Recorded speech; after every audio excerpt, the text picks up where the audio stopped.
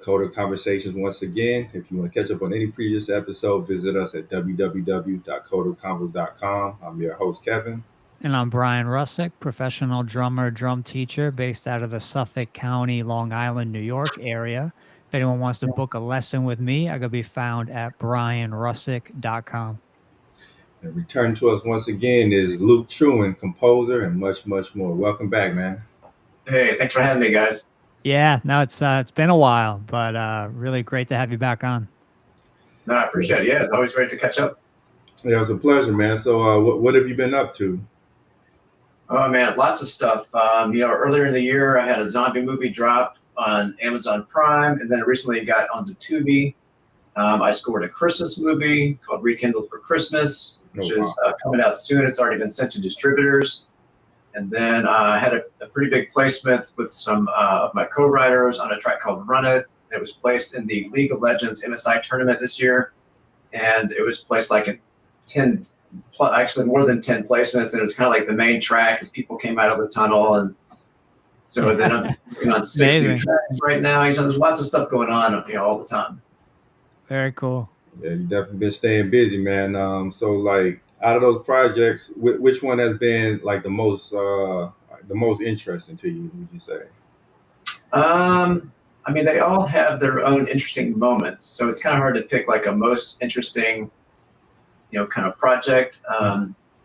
So I do like them all for their own kind of like purpose. And, like the Christmas movie, it was my first Christmas movie. It was a rom-com. So I got to really tap into some really cool orchestration techniques and, for that rom-com orchestra kind of like vibe. But then I got to work in some old, but some public domain oriented like Christmas music as well. So I kind of got to like flex the chops on some arrangements and orchestration and, creativity, that sometimes you don't get to do in other projects. So. Right. So that was kind of cool. Yeah, like how do you draw the inspiration to compose for something like a Christmas rom-com that seems like kind of niche? Yeah, it's very niche. Well, I probably can pull from inspiration because I watch them pretty regularly, right? Right. And I have my favorites. Hallmark has a lot of them, but those aren't typically my favorites, but I do like them. There's been some on Netflix that are my favorites, like this last year. And then, of course, I have some old classics that are my, favorites as well. So I kind of pull inspiration from all of those, and it's kind of like ingrained in me now because I've been watching them for so many years and studying them. Yeah, I can imagine that. What kind of setup are you running? Pro Tools, Logic? Mm-hmm. I'm a Pro Tools shop. That's right. Nice. Yeah, everything in Pro Tools, from music to voiceover to editing, except for video editing is in, what is it, Power Director by Cyberlink. Mm. Oh, interesting. So yeah, like how are you really staying active like on social media? What are you doing to really like get these projects? 'Cause I know there's a lot of people in the music industry and they're really like starving for work. So like how have you been able to make it? Oh man, it's you constantly boots on the ground. I mean, reaching out, to as many people as you can. I can't wait for between projects, so I just work it into the schedule. A little bit, a few times a week, reaching out, even in the middle of a project. I mean, I just put it on the schedule, and because you have to constantly reach out to people, so you don't end a project and then you have nothing. Right. Right. So it's kind of like I found that if I just work it into the schedule and kind of like continue building those relationships, and continue networking and attending events when I can, whether it's virtual or in person, that all really helps. And there are some dry spells. I mean, that's just the way it is with music. But then when I do have some more downtime, I'll make some more videos for social media. Like I've made some great disco tutorials on my YouTube channel. I'm now going to be doing what's called Behind the Sync, which is basically, sync licensing focused. So it's going to be like breaking down and looking into a track that was successful and got placements, and kind of like looking at like why it was successful and kind of like, the analysis side of it, but not too technical, but more creative and fun and kind of relaxed. Oh, nice. So stuff like that, yeah. Oh, interesting. So like So networking, would you say like being is it better to network in person or online? Like what has been like the conduit to more opportunities? I mean, on in person's always better, 100%. Yeah, Yeah, yeah, I mean, definitely, there's no way definitely, around that. yeah, But definitely. virtual, since the pandemic has become more accepted, so there's a ton more virtual events than there used to be. So I find that there's no shortage of networking events to attend, whether in person or online. So Awesome. So like how does attending one of these networking events, how does that like turn into an actual opportunity? Because I know a lot of people they go, maybe they mingle and a lot of times they just walk away with nothing. well, it's kind of like anything. It's what you make out of it, right? Mhm. You can Sure. easily say, I'm just going to listen and be a passive, attendee, or you can monitor the chat, see who's in the chat. You can be active in the chat. Sometimes there's breakout rooms where you can go and talk to people and listen and network and stuff like that.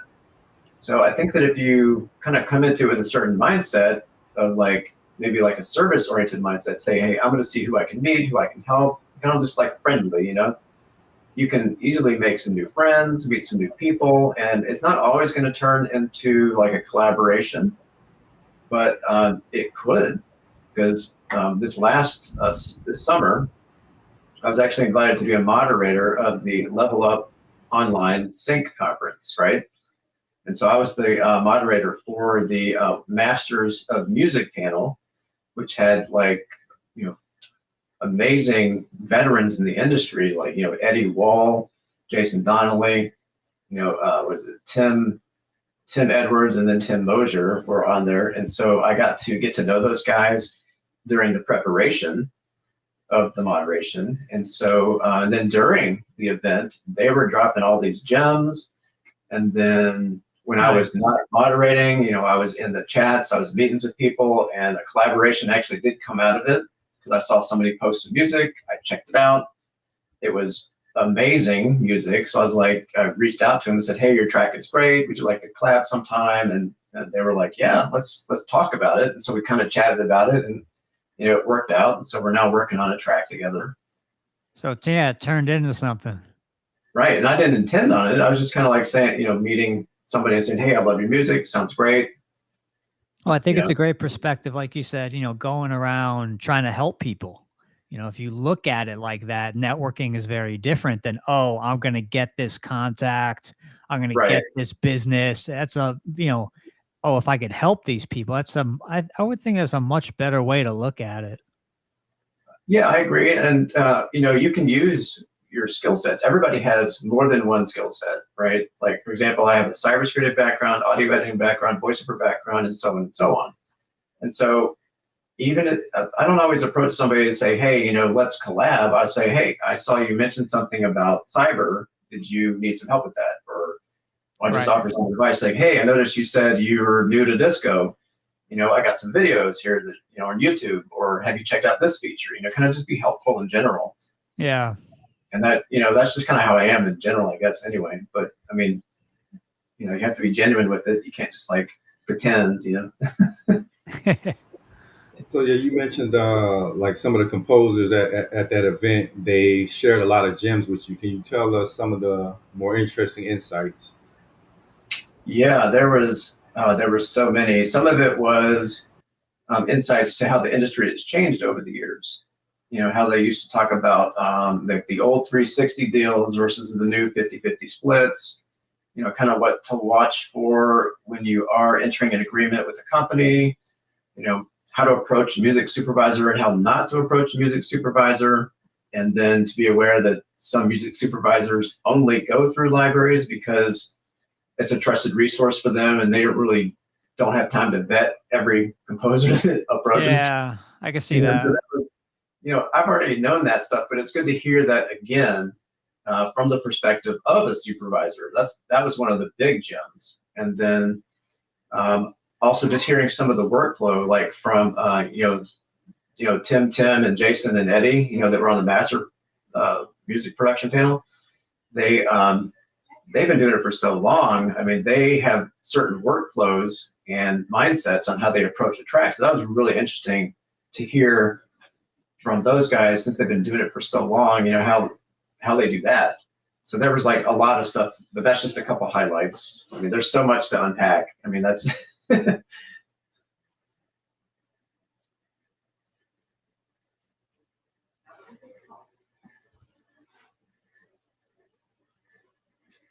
Did you say the industry is shifting from 360 to 50-50 splits? well, they were talking about how there used to be something called a 360 deal. Yeah. And then they were just learning about how the industry has shifted over time. And, there's still that type of deal. If you're on the artist side, there's still kind of a 360-ish type of deal, but it looks different now. But they were talking more about how, the 50-50 split is kind of like the standard in sync licensing and, some other things that were really interesting to listen to them talk about how the industry has changed, and they've been in it for 25 or 30 years. So it was really cool to hear all that, So like for the artists who might not be aware, like 360, where the company, they kind of get a piece of everything, correct? Like your concerts or, like a little bit of everything. Right, kind of a highlight of that. I'm not an attorney or anything, so I don't know like all the ins and outs of the 360 deal, but like some of the old deals, like if you're on the artist side, which is different from being in the sync licensing space, artists, from what I understand, would used to get like like an upfront payment for like a record deal, right? And then the company would basically recoup all of that upfront advance with, touring and record sales and whatever else. And then the artist basically would have to pay that money back based on their performance and sales. So that was part of that old 360 deal. And it probably still occurs today. I'm not on the artist side, so I don't really see it every day. But Okay, like so for artists who might not be aware, there's the artist side, and what side are you on? well, I work in the film composing side and the sync licensing side. Okay, so like can you kind of explain the difference just to really get into the details? Between composing and sync. Yeah, the kind of like the difference between the artist and like composing and sync. Like I'm Oh, sure. yeah. Well, Oh, go ahead. I was going to say the artist side is obviously more of you're focusing on your artistic work, right? Hmm. You make music that is very specific and personal to you. That maybe like I went somewhere on a Tuesday and I ate at McDonald's. Very specific things, right? A difference between that and sync is that sync is more of like universal concepts, so it can work in any different type of production. So it can still be very emotional, it can be dynamic, it can be very passionate and epic at the same time. Because trailers are super epic, and we all love trailer music. So but it's a little bit more universal themes. Like you've probably heard in TV shows, for example, would be a great example. Okay, interesting. So like what made you choose that side over the artist side? Well, one of the differences is, as an artist, you typically would have to tour, right? And so I was doing that at one point. I, was doing the artist path, a long time ago. I was in bands and stuff like that. But then I was like, yeah, I don't really want to do that, forever, because it's tiring and, it's sometimes hard to generate, some income that way, because you have to work a lot, and sometimes, you don't always get the gigs you want, and then you got to travel far. The gig gets canceled. There's lots of different factors involved. I had that happen a long time ago. I was supposed to go to Japan on a tour, and it got canceled. But we spent all this money and planned, right? And so, but it got canceled. So, but on the sync licensing side, you're working more as like a business to business type of concept, not business to consumer, right? Mm. And so when you're working in sync licensing, you're making music based on a brief or in conjunction with an arrangement with the library that has a specific album that they want to work on. And so you're kind of teaming up with these libraries, and that's where the 50-50 deal comes in. They handle the marketing, you handle the music writing, and then you guys split the percentages 50-50. And so you're both kind of working together as a collaborative effort. And so you can work from home that way. You can work in a studio. There's lots of flexibility that way. You don't have to tour. Oh, nice. Yeah. So in terms of just having a sustainable living, do you feel like the composing, the sync side is a bit more easy to make a living? Well, I wouldn't say easy, but I'd say that it's definitely more stable and consistent once you build up, to a certain point in that part of the music business, right? It's not like something that happens overnight. It's more like a marathon. It takes some time to build it up. I would recommend, building up that side of your music business, alongside something else that, you can earn some income so you can, pay for things. And while that's building up, kind of like any business. I mean, even if you're going to start an IT business, you might have to work another job while you're building up your IT business on the side, nights and weekends, because you're not going to be hitting home runs on every single contract you get, even for an IT company. They have ups and downs too. Yeah. Yeah. So, like, do you mind like telling us a little bit about your early history? Because I know a lot of people they're getting started, they might get discouraged. Like it feels like they're not making progress. So, what did it look like for you in the early days? Well, in the early days, I worked in IT, and I did work with music on nights and weekends, and I took basically anything I could get at that point to start learning, the ropes of the industry, building connections with people in the business, learning better scoring. I took that opportunity to really take some training online with ThinkSpace Education, which helped really make a great foundation for composing, because they actually taught you how to write to brief and score a picture, right? And at that point, I didn't know about sync licensing, so I didn't realize how important that foundation was going to be, in the near future. Okay. Right. And so that is a big thing, I think, for anybody that's starting out, is to really try to be patient and not jump ahead and skip the steps that you need to build your foundation first. Because we all want to go straight to the top, right? I got this cool track. Give me my $100,000 deal. It's like, yeah, right. Right. It's like, well, that's great, but you may not be ready. You may think you're ready, but you probably aren't ready, right? Yeah, if you've never been in the industry, it's kind of like working in IT, because I can give IT examples because, I did that for over 20 years. And so if you start in IT, you're not going to be building servers your first day on the job. Yeah. Right. You're going to start with learning what, a cable is. Do you know the desktop really well? Right? You start on the desktop. Sometimes you start pulling cable with a cabling company. Who knows what you start with. But you don't start on the big high-end jobs that are the most high risk and they could take a company down. You're not going to start there, right? Sure. So the same thing with sync licensing. You're not going to be entrusted to have a huge, 6-figure contract with this company that is counting on you to make sure your tracks can clear 100%, and there's not 5 other co-writers that you forgot about.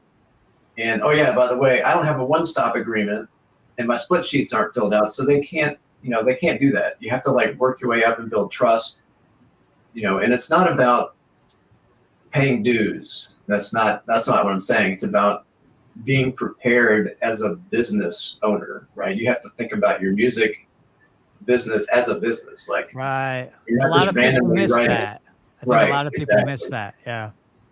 Because every supervisor I've ever talked to, they were like, make sure you have your business side buttoned up, right? And so everybody always asks them, so what does that mean? And they're like, well, make sure you have your one-stop agreement, filled out properly. Everybody has signed it. And then you have your split sheet filled out. And then make sure that all your tracks have proper metadata, right? If you don't know what metadata is, you're not ready, obviously. You know what I mean? Right. So anybody listening to this, if they say, well, what's metadata? Oh, you need to study and you need to learn the foundation and the basics at that point. And so stuff like that is what the music supervisors will say. And there's more to it than that. Obviously how you approach somebody professionally is part of it, right? I'll go back to the IT example. If you're going to try to get a contract in the IT world, you're going to approach a business very professionally. right? Right. You're not going to be doing all sorts of slang and high-fiving over, video calls, and you're not going to dress in a t-shirt, to go meet somebody at their company, right? You're going to be professional, present a professional presentation. You're going to tell them why you're a good fit. You're going to be prepared about the company. You're going to know why you're pitching to that company, kind of like with music. You need to know exactly why you're pitching your music to a certain library, right? If you haven't done that research, they're going to say no, and they're going to remember your research. It's got to be relevant, right? Yeah, 100%. You're not going to pitch trailer music to somebody who works in reality TV, Right. right? Or ad music to somebody who works in trailers. Right. Right. Even though trailers is technically advertising, it's not the same. Okay. So like in terms of you mentioned research, people they can read a lot of books or whatever, but how do they know they're getting a good source of information, like something that'll actually like navigate them through the industry successful versus like fluff or something that'll end up. Yeah, that's the $1 million question for anything, right? Yeah.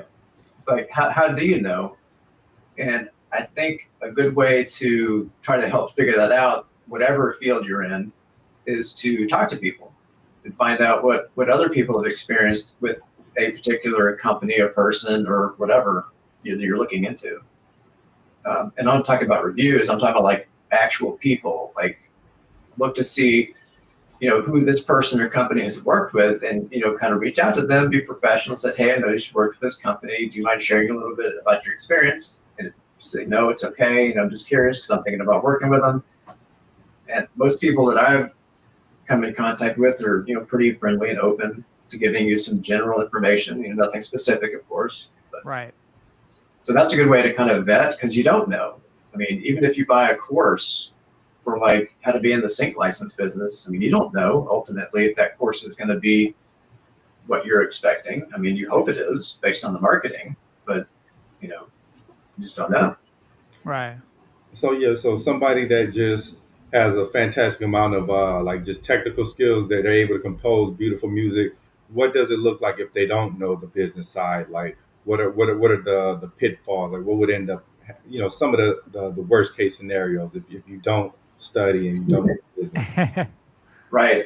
Well, I've talked about this before in different panels and heard other people talk about this, and it basically boils down to, from what I've heard and kind of experiences, like you can have really great music, but if you don't know where to go with the music, or if it's not presented in a professional way and you're not ready, then you're probably not going to get very far with getting it placed. Probably. Right. I mean, you might get lucky and somebody goes, wow, this track is absolutely amazing. I'm just going to place it. Let's figure out the metadata. That really doesn't happen. They'll just go on to the next track typically. If the business side isn't buttoned up, like they might reach out to you and go, hey, do you have this information? I need it like in an hour or less, or I need it like right now. Right. Right. And so you have to say, yep, I got it. I'll send it to you right now, or I can send it to you in an hour, or, find out what their lead time is for that. Like the deadline for that is, because you might be out and about, like at the grocery store, and you can tell and say, hey, I'm at the grocery store. Can I get that to you like in 30 minutes or an hour? Or, stuff like that. Okay, so let's move on from the business side and get to into something a little more fun. Like, how do you keep your creative juices flowing? And like, what are some of the projects that have inspired you lately? All right, fun stuff. So, how I do my creative inspiration is I'm constantly studying, right? I'm constantly watching shows, watching commercials, listening to commercials, finding out what music is being used, what's actually placing.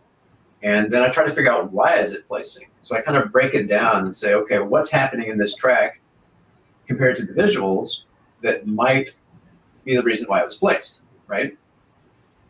And so also when you're watching TV shows like on Netflix or wherever, Hulu, Netflix, Disney, whatever, you have to really stop watching it, like passively, right? You have to like really study it. And so I'll stop it and go back like, oh man, what was that cool, like string thing doing right there? Or what was that sound effect? And I'm like, do I have that sound effect? How can I recreate that? Kind of like reverse engineering it or thinking as you're going. And then, but there's also the same side, is that it's okay to watch it and experience it as a viewer, right? So you know how everything works together from a high level. And then once you watch it from the high level, you can dig into it and say, okay, I've experienced it like a viewer, now let's dig in, right? And so that's one way I keep my creativity, going, is I'm constantly studying and then trying to find new music. Also, a lot of artists are really talented, right? And so I'm constantly listening to new artist music, like this person I met at the conference I was talking about. Their music was just really cool, and so I listened to like the whole album just kind of in the background while I was doing stuff, and I went back and studied it later and got really analytical with it. So it was like the creativity was just like popping up the charts at that point. So I was like, man, I gotta go write something. So you're really a student of the craft. Yeah, you have to be. I think Yeah. So, like, in terms of projects that you would like to work on, like, what is one genre that you haven't that you would like to work on that you haven't yet explored yet? I've worked in a lot because I write in about 12 different styles. But what I'd like to write in more is like Star Wars and Marvel, obviously. Those are like my favorites. Yeah. I mean, I did work on the Star Wars fan film, a little bit over a year ago with a really amazing studio called Hello There. And this one is called Clone Wars Battle of the Heroes, which is on YouTube. And it's basically a Clone Wars style version of episode 3. But it's the fight scene basically with Obi-Wan. And so, but it cuts out all the Yoda Palpatine cuts that are in the movie, right? And so, but you got to think of it, it's also in Clone Wars style. So it fits in with the whole Clone Wars series and with the main canon movie. And so I was the score producer on that, and I worked with the composer kind of really tightly, and we did, live scoring sessions and like proofing and reviewing and changing in real time. And then, so that was really fun to work on that. And so that was probably one of my favorites to work on so far. That's awesome. So, like, in terms of modern composers, your peers, who are some of the names that are really doing some great things, some really innovative things? Let's see, some peers. I mean, I can start with the Hollywood people are probably super inspirational as well as peers. But all the normal folks like John Williams, Hans Zimmer, Brian Tyler, Alan Silvestri, lots of different folks like John Powell. There's so many of those guys. But people that are like peers that I work with, Brianna Shelko. Let's see, London Elixir, Marcus Vanderson. Let's see, St. Josh. There's so many. Jay Nolan. There's a whole bunch of people that I've worked with, and the people I'd love to work with. Like of course Tommy Prophet, Sam Tenez. I'd love to work with those guys at some point. Because they're like, they just write super cool. Very unique. So so you were in the tech industry for 20 years. So what was it that made you take the leap? Because I know the tech industry to music, that has to be quite a leap. So why leave such a stable industry? Well, I can answer that question, but there's a fun fact first, is that I met a lot of people that are musicians or they're working as, in sync licensing. And the funny thing is a lot of them are in IT or used to be. Oh, wow. So that's a fun fact. And so the reason why I, started doing the music is because I started in music before IT when I was in high school. I was going to be a concert pianist. I was studying, playing, 8 to 10 hours a day minimum. Wow. Right. I studied at Brevard, studied at Jacksonville University, little GSU competitions, GSU school. So I studied a lot. I had very formal training in piano and orchestra. And so I struggled early on to figure out like how I was going to function in the industry, right? And so while I was in school, I was in a bad car wreck. That's the short of the story. And so I spent 4 years recovering from that. And then I was like, what am I going to do? I can't sit at a piano bench and practice 8 hours a day because I was in pain all the time, right?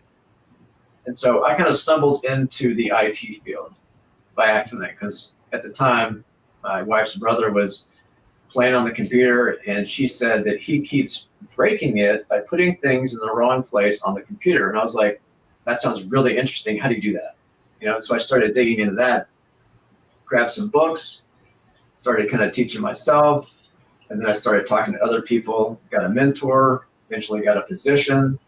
And so then I kind of worked through the industry that way. And then, but I always wanted to be in the music. So, some time goes by in the IT world. And then in 2012, I was kind of like, I think I'm ready. I really want to try it again because, my wife was like, just get the computer, get the software, whatever you need. Just, she was really supportive. So like, just do it. We'll figure it out. Nice. So I did. I bought my first rig back in 2012. And then I was like, okay, I've got all this stuff, playing with it. I'm kind of doing okay with it because I was kind of technical anyway. I was reading everything, reading every single manual I could find, like how do these things work, watching all the YouTube tutorials. And then I found ThinkSpace, right? And that's what really taught me more about how to write to the brief, and then how to write the picture, score the picture. And then they had a mentor that would review all your work and tell you where you can improve. And so that kind of like solidified, I really, really love this. So how do I move forward in it, right? And so it was a struggle, and I did a lot of, like student films. That's kind of where I figured that I could get some work pretty quick and some practice, real practice. And so I did a lot of student films, and then, another community popped up somewhere in there called the QTube. I don't know if you guys ever heard of that. Nope, never heard about it. Right, a guy named Brian started the QTube. He's out of the UK, and it's a community where composers can have access to really high quality films to score, and they also run competitions as well. Like for scoring competitions, like Blender was one of their sponsors at one point. Wow. Or like the Sprite Fight or something which I participated in that one. And actually, a friend of mine, I think he won it that year. Oh, so wow. it was pretty cool. And so Awesome. we were like friendly banter about, okay, like how are you scoring it? How am I scoring it? So it's fun to compete, but still be friends, all that stuff. Right. And so, it's been an interesting journey for sure. And, but definitely challenging to learn the business side and figure out how to get work. That's always been the challenge, right?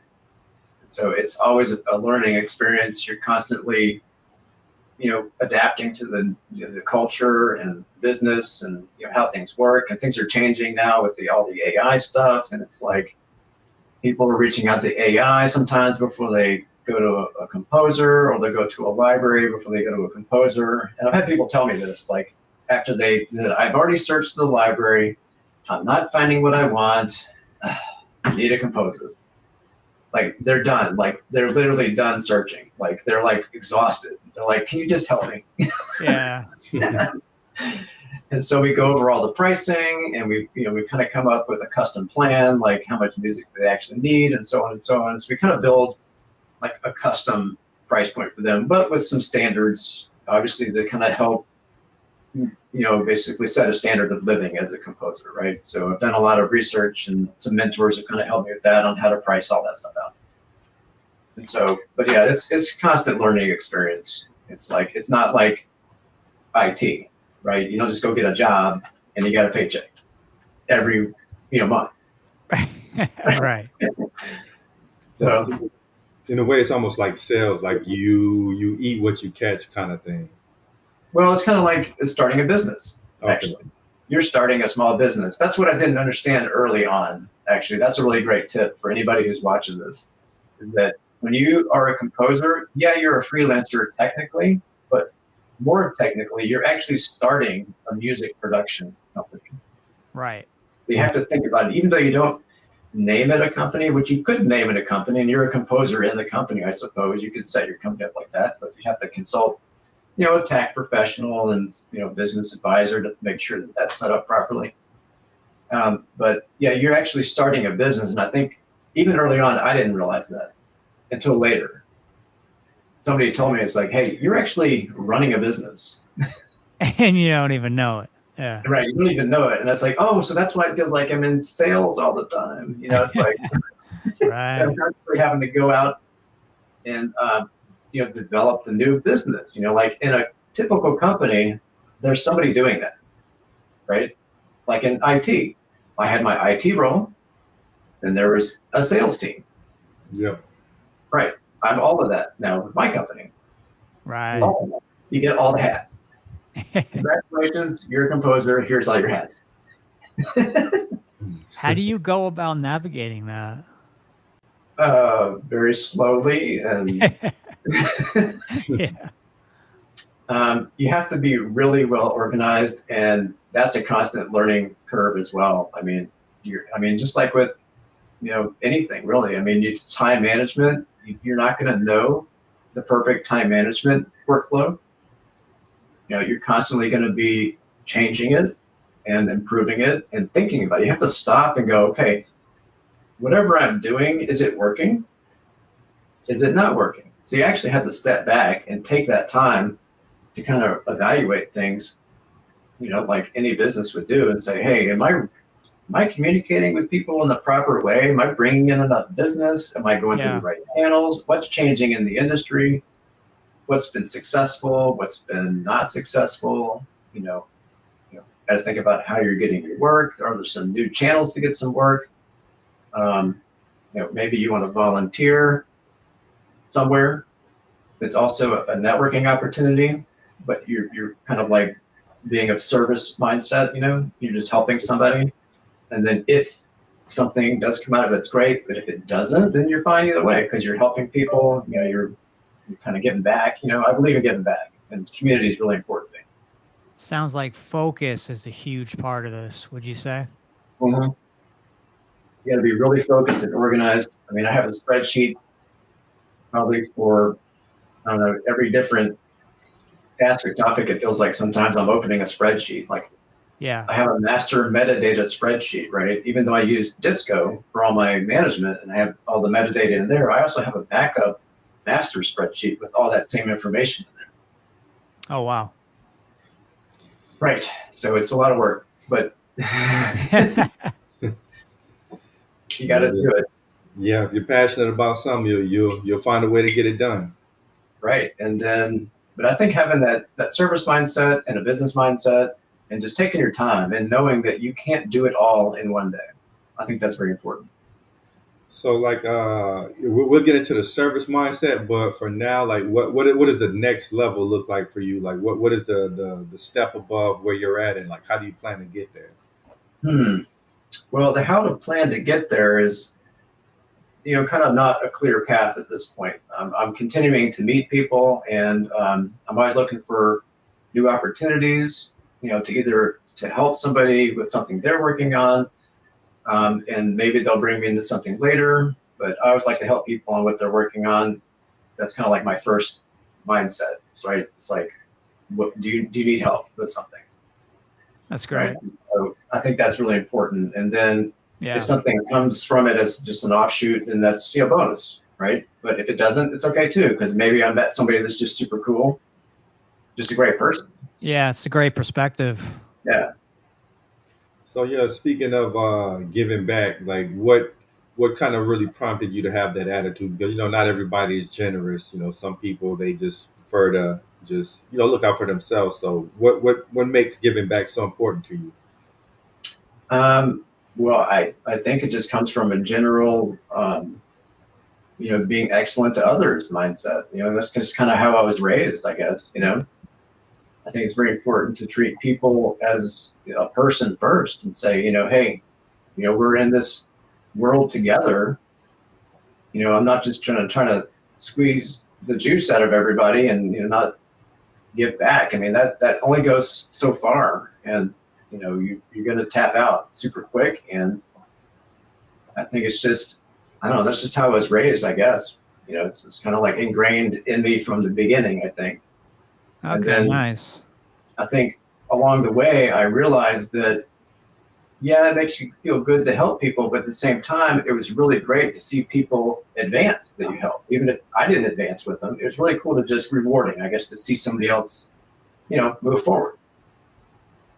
Can you give us some of those stories? Like, what piece of advice did you give someone, and like, what kind of effect did you see that it had on them as a composer or their career progression? Sure. I mean, I got a perfect example, actually. I met a composer through a community called Sync Titan, and he was struggling to have some 30-second spots finished, right? He had somebody else working on them, and they weren't quite coming out right because he'd sent it to the library, and they're like, hey, these really aren't, what we need. So then he reached out to me and was like, what do I do? Yeah. And I was like, well, I could help you with it, and so I did help him with it. And then originally I was going to do it, just to help him out. And then originally he was like, no, I got to pay you something. So I was like, right. fine, okay, whatever. Let's just get it done. We'll figure that part later. Let's just get it done. And so we ended up doing that. And so we got the 30 seconds done, figured out the other part later. And then, but even before that, he didn't even know where to take his music, right? And so I knew about this particular library, about what they were looking for, because I had worked with them before. And so I just basically pointed him to that library and said, hey, I know that they're looking for your style of music. Email this guy, here's his email, tell him I sent you. Right, go submit your stuff here. Right. And so he ended up getting 30 something placements out of that album. Oh, wow. Oh, that's incredible. Right. And so I was like, perfect success story. I was like, boom, right there. That warms the heart right there. Absolutely. So I know you've seen like a lot of faces in the industry. Like, what would you say is the difference between like somebody that does make it versus what you notice about someone who kind of ends up dropping out? There's so many factors to that. That's hard to kind of put a pin on. Kind of hard to unpack that one. Not even sure where to start with that one. There's so many things that could go wrong or go right. Right. I mean, I don't know. I mean, I can't say good music is one of them, because I've heard some pretty bad music from some people that are pretty successful. What about something like money management? That's probably. Yeah, I mean, money management, obviously, something more concrete could be something that destroys a career, right? Right. I mean, I think that happened to Ray Charles, right? He's, and Elvis, and their managers like wiped him out or something like that. I don't know the whole story, but I've heard stuff like that from like really big names. Like they've gone through all these like dips and valleys, mountains and valleys and everything. And so, right. Yeah, I guess there's some concrete things like that. That's a good point. Yeah. So I know you're really a technologist. So how has technology been kind of like transforming the industry? We've heard of AI, and I'm sure there's other technologies. Like, how is things changing for you on a day-to-day basis due to the progression of technology? Wow. So that's okay. So, in music and in voiceover, everybody's saying that AI is going to take over, right? That's the big looming threat. Right. And so in response to that, I've been learning about AI. I'm like, okay, fine. If you're going to take my job, I'm going to come see how good you are. Right.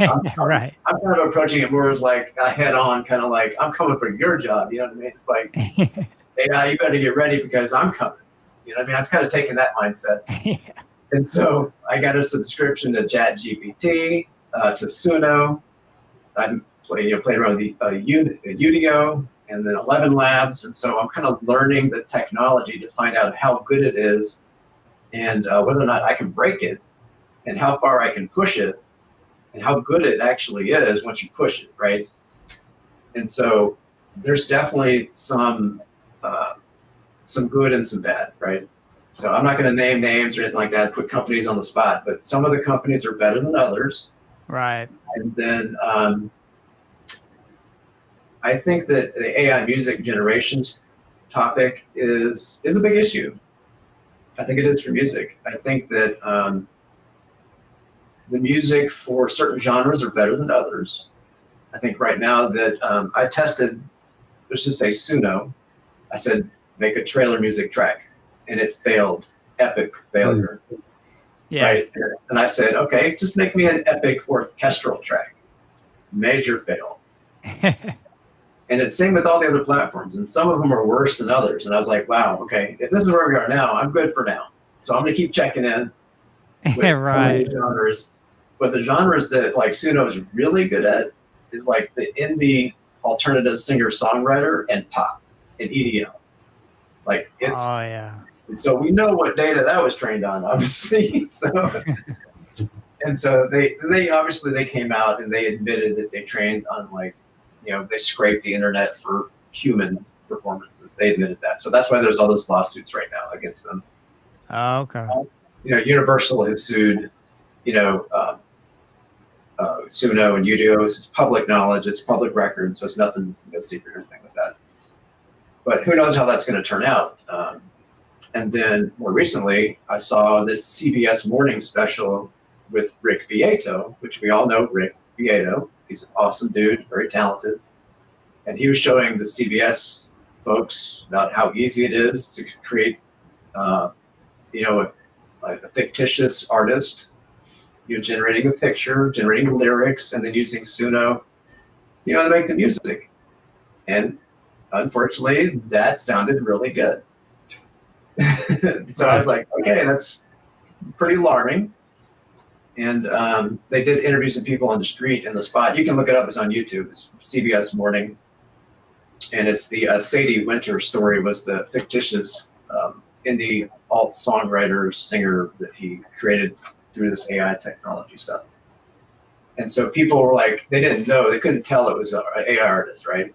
And so once they found out, they're like, well, yeah, it's good, but I can't follow this artist. There's no real person to like attach to, like to really follow. I'm not going to follow a digital persona, right? But then you see, yeah, but then you see companies like making claims that they're paying. Sorry about the camera there. That they're paying like $50 million deal for this new AI K-pop band, and I'm like, really? Is this like a thing? Is this where we are? Really? I hope not. You know what I mean? I hope people choose people over AI ultimately.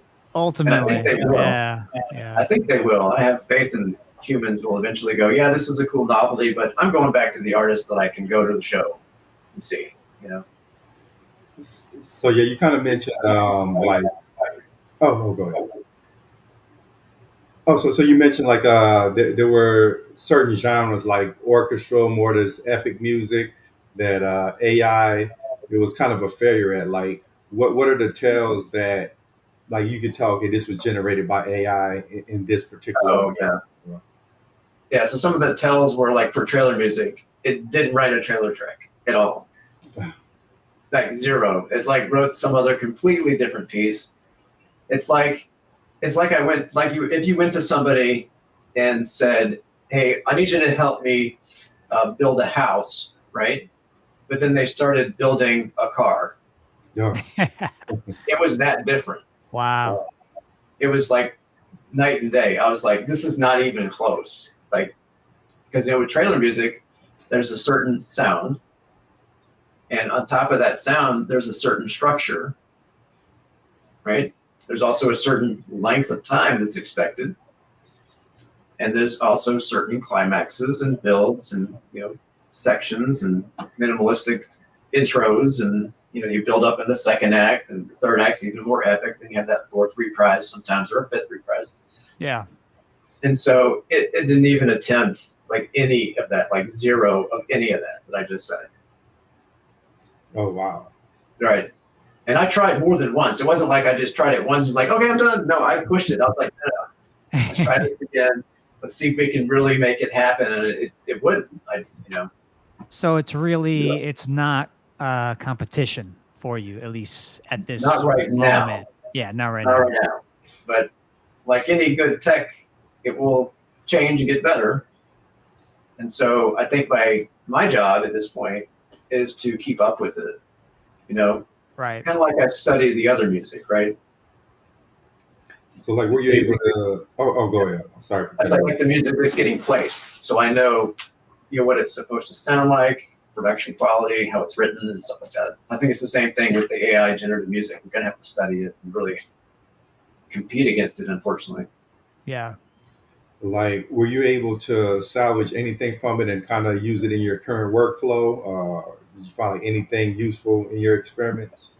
Now, I'm not taking any of the AI stuff and using it in my workflow like other artists. Mm. Like some artists will take even like AI generated drum track, which is perfectly fine. You could do that because drum tracks are not copyrightable anyway, unless it's something super specific that's tied to one artist and they've got some weird melodic thing to the drum. There's some 808 that's doing some kind of like melodic thing or something weird like that. But drum tracks are pretty much open typically, as far as I know. I mean, I'm not an attorney, so I don't really know officially, but from what I've heard from supervisors and other people in the industry, it's like drum track, it's patterns kind of repeat. You know what I mean? You try not to have it repeat. Right, they're kind of fair game. And as a drummer, you're probably, familiar with that. Yeah, for sure. There's only so many ways you can do a shuffle pattern. It's like Exactly. I mean, I'm not worried about AI taking music jobs or taking, music school teaching kind of jobs, because really, some people have asked me, oh, why don't you teach over the computer? Why don't you teach online? And I always tell these people, what I teach is really how to get people from their head into their body. And so I'm teaching feel and I'm teaching groove. And how do you do that through a webcam? Because typically I'll have my student playing something and then I'm playing the quarter note click on the hi-hat while they're playing to give them an idea of, okay, this is where the song kind of rests. You need to like fit in within these parameters. Mm-hmm. Yeah, that's cool. Yeah, you definitely can't do that over video, the same way you can do in person. It's very different. Yeah. Yeah. I mean, you can do it, like you said, but it's definitely different. Yeah. So yeah, like outside of music, what's been keeping your interest, and how have you been keeping from like getting burnt out? Well, I mean, I'm a big believer in stepping away from the desk. Even while I'm maybe bouncing stems, I'll get up and I'll walk around, do some squats, whatever, just in the office. And then when I'm done, I actually leave the office, force myself to go outside, walk the dog, get some sun on the face, go exercise. I'm a big basketball person, so I'll go play some basketball. I'll go do some weightlifting, spend time with the family, maybe play some video games with my son, hang out with my wife doing something else, like go to the festival or something that, on the weekend, something like that. So to basically take time to like be away from the music, because I need a break. My ears need a break. My mind needs a break, from all that. Yeah, like, even though I could do it all the time, I don't think that's the best way of approaching it, because I noticed that I'll get like fatigue, like ear fatigue, for example. Yeah. Right, and you kind of end up. You guys probably go through it. Like you're trying to mix something, right, and then you're like, "Man, is that string punch like right? Is that?" You kind of lose that objectivity. It's like, is it sitting right? And so when I step back and then step away and then come back later, I hear it fresh, and I'm like, "Oh yeah, no, it needed to come up or down." It's like, so I recognize that kind of stuff happens, and so that kind of makes me realize the importance of stepping away, even though you may not want to. Right? If you want to keep going because you're like, oh, I'm in a groove, I think I'm in a groove, or I'm doing something great. But it's good to step away and kind of refresh, I think. Right. To really be objective about it. I know for me with music stuff, I'll take a video of myself playing a song and I'll just put the phone away. I will wait until the next morning or next afternoon to check it out and see, okay, I was feeling this. I was, into this yesterday, but now not so much. So I'm going to delete it. That's just one example. Mm-hmm. I've done that too. Yeah. Yeah. I'm like, I thought I did a really great string run, and I'm like, nope. No. The voicing's all wrong. I got to do it over. Exactly. Yeah, I mean, even in tech, it's like if I keep doing, studying the same thing over and over, eventually I'll get fatigued, and you know, that trying to blast past that feeling, that's a quick way to get into burnout. So yeah, I've had to learn to, like, once I start getting that feeling, force, don't feel guilty about doing something else, because have Right. you had that feeling like, okay, I need to go super hard because the competitors are on my tail, and if I Uh-huh. take a break, they're Yeah. going to catch up or something. Right. It's, And at the same time, there are points in time where you do need to push yeah, yourself a little bit because there's a deadline, right? And so I mean, that's okay. Little short spurts of pushing yourself like that, a little extra, it's okay. That happens. But like in IT, you bring up the IT thing. I remember that when I was working for an MSP, which is a managed service provider, which has multiple clients, um, we would have a rule that if you were on a problem that was supposed to be simple to medium and difficulty, if you didn't fix it in an hour, you need to reach out to somebody at the company to help you. Oh yeah. Yeah, you got to step away. Yeah, exactly. right. So, yeah, Brian, did you have any final questions? Because we're getting to the top of the hour. Sure. I guess what new piece of music do you really want to share with people right now?